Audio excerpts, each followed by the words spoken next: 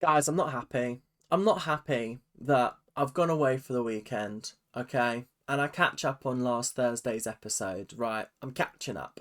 And I'm looking at the time and it's an hour and a half episode and I'm thinking, okay, something has clearly gone down in this episode.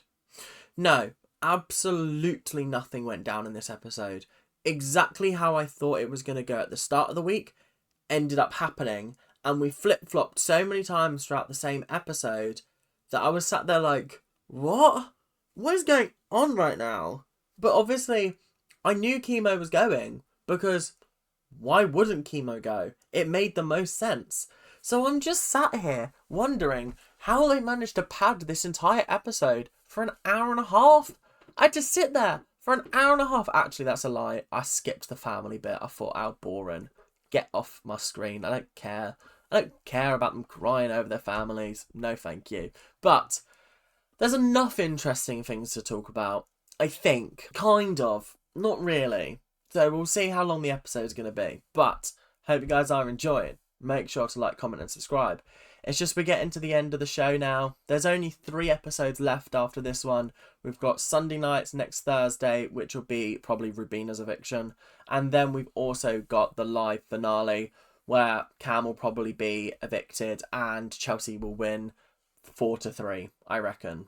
Maybe. We'll see. But anyway, hope you guys are enjoying the series. The series. Let's get into the episode, shall we? Well, with the move to put Rubina and Chemo up on the block, she is essentially, Mackenzie this is, handed her game over to Chelsea. She's literally proved Chelsea's point that she is a manipulating genius.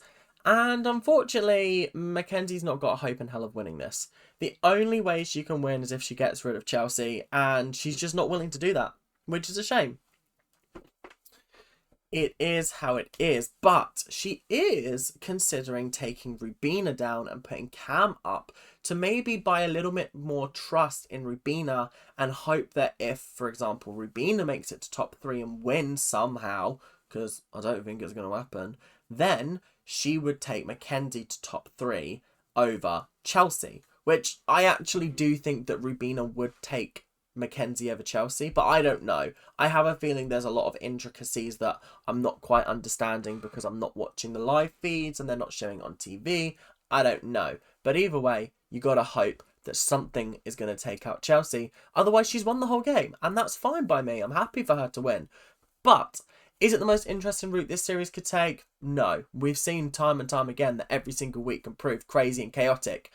And then we've had our first non-crazy and chaotic week, and I'm just kind of like, meh, okay, let's move on. So I'm going to talk about BB Comics first before I get into the whole Cam situation. And I gotta say, this is an iconic competition. I love it. I loved the designs of the comics. I saw them online a couple of days before I watched the episode, and I loved looking through them. I think this is the first time that I've properly been invested in a series live, and I've been able to see the things, pick out all of the little references and things. It's really cool. It's really cute. The animation as well. I just think it's such a great challenge, and it's such like a monumental moment to get to in the series as this. I would have loved to have seen Angela do this. I think she would have lost her shit. But it is what it is. Final 5. Just got to take it where you can get it, can't you? It is what it is. But anyway, I would say Mackenzie did really well. I thought Chelsea did all right. She got stuck on one. She was having a little bit of problem, like, finding which way round things went. Rubina was just struggling to get any correct. She was having a little bit of a tough time. Cam is an interesting one because I do think he has to be throwing comps. There's no way that he's as bad as he's making it out to be. I just cannot get beyond the fact that last year, Felicia took 18 minutes to do this competition, and at least 3 of these people were beaten by a 60-year-old. That is criminal and crazy. These guys ought to be ashamed of themselves, honestly. Not saying that Felicia was bad by any means. She actually did quite good. 18 minutes to do this competition is quite good. Jag somehow did it in 8 minutes. I think he cheated, let's be honest. But anyway, Chemo did all right. Cam was just taking breaks, and I was sitting there like, why are you doing this? What are you doing here, man? Like, are you that comfortable in your position in the house that you don't need to win this veto and keep yourself safe? Like, are you serious?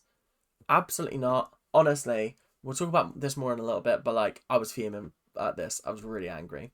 So Chemo came in third place. We didn't find out where Rubina and Cam came, but we knew that Cam took more than 30 minutes to complete this challenge, because Chemo got 30 minutes and 27 seconds, which already has taken the piss. Has taken the piss. Okay? But we'll allow it. Mackenzie, 13 minutes 51. So still not an amazing time, not as amazing as some of the ones last year, but she still did well enough to win the veto, which is frustrating, and it's making me dislike Mackenzie a little bit, just because like I find it really frustrating how people can get to the end of this game just by winning competitions and by having a really shit social game.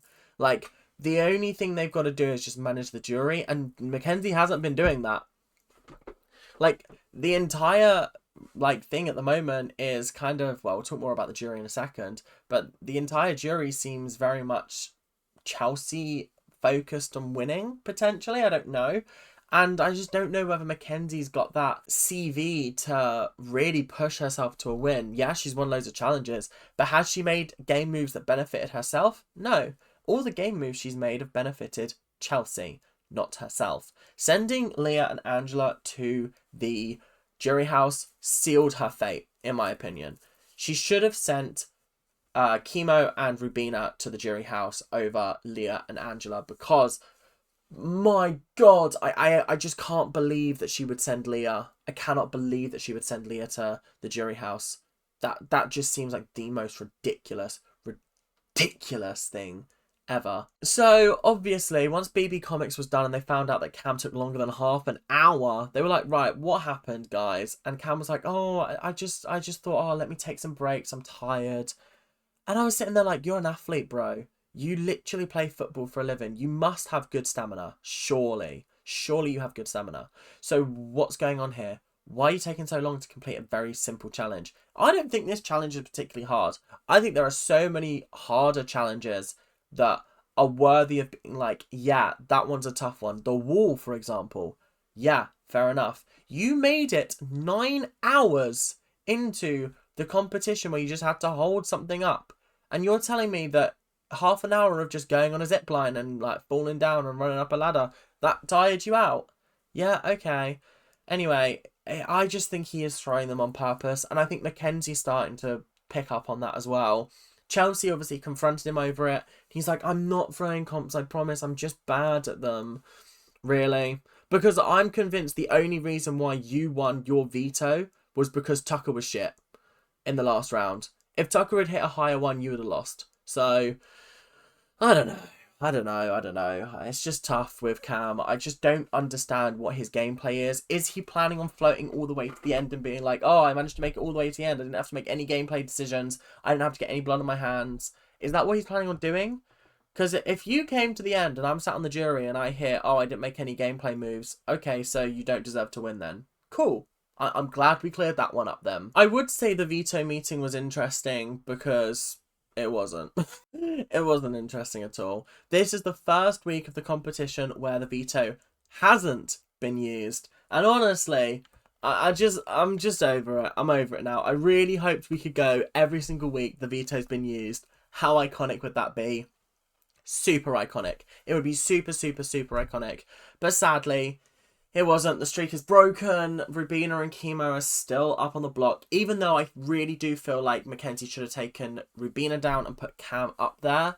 But then I feel like it would have been a 1-1 tie, and then Mackenzie would have had to choose somebody to go home, and then it's like, yeah. And then I think actually she would have sent Cam home. I'll be 100% honest. I think she would have been so pissed off she would have sent Cam home. But it is what it is. I think she should have put Cam up there just to shock his system a little bit and make him go, ooh, maybe I should sort my life out.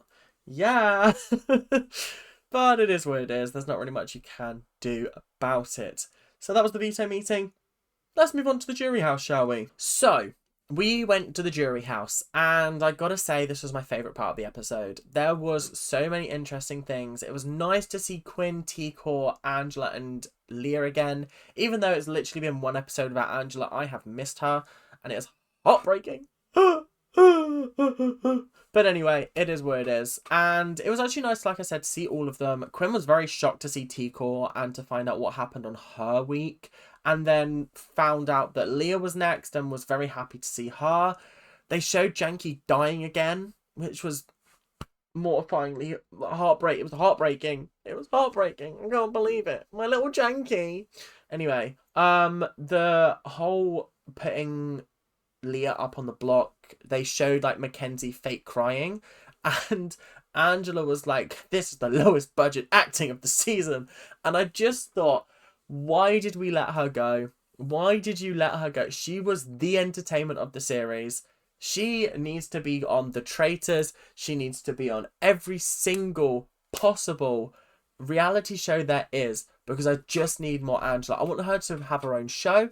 I want her to be on The Real Housewives of Salt Lake City. I just need her in a regular position on a TV show, just giving me Angela-isms, because I love this woman. Get her on Celebrity Big Brother next year. Get her on, because I would 100,000% watch her on that.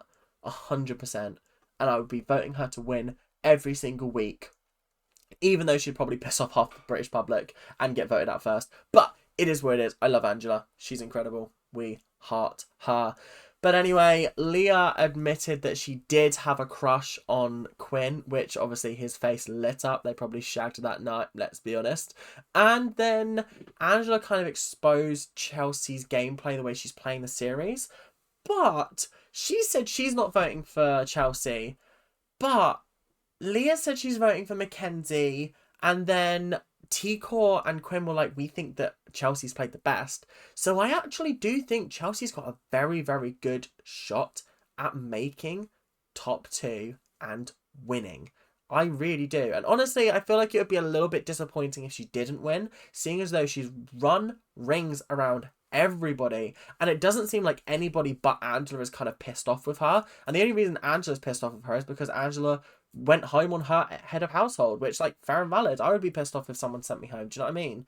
So it just is what it is. There's not really much you can do about it. I would also be pissed off if you came up to me during a double eviction and went, I need a pawn to sit next to you. Sorry, excuse me? Huh? No, you don't. No, what? I'm going home? Oh, that's a shame. I've got to be honest, the next part of the episode I was flicking through. I was barely watching. I was so bored because they started talking about, oh, maybe we should keep like chemo instead of Rubina. Oh, maybe we should keep Rubina. Blah, blah, blah. The words were not wording in my mouth. I'm just so sick of them doing the whole, oh, maybe we're going to change our mind, and then just not changing their mind. Like, I would be absolutely fine with it if they had changed their mind. Like, when we saw the Cedric vote earlier on in the series, I was like, okay, they're not going to vote for Cedric. And then they did, and I was like, oh, gasp. But, I don't know. It is what it is. So, voting time came around. Chelsea voted for chemo. Cam voted for chemo. Chemo left the house. And I don't really have much else to say on the matter.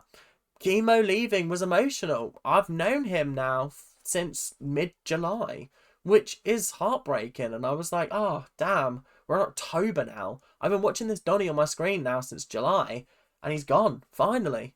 Like, sayonara, sucker. Do you know what I mean? But he took it well. I feel like this is something that's been really good about this series, is no one's been, like, crazily bitter when they've left. Like, not even Tucker, not even...